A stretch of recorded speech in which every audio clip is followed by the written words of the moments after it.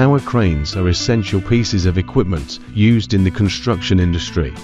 Particularly for high-rise buildings, they are essentially tall, vertical structures with a long, horizontal arm that can rotate. Their primary purpose is to lift and move heavy materials efficiently, lifting and transporting construction materials.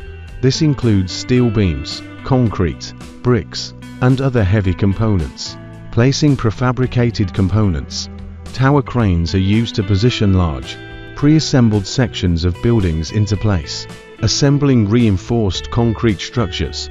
They help in handling and positioning rebars and concrete for building floors, walls, and beams. Moving heavy equipment. Cranes can transport large machinery and tools around the construction site.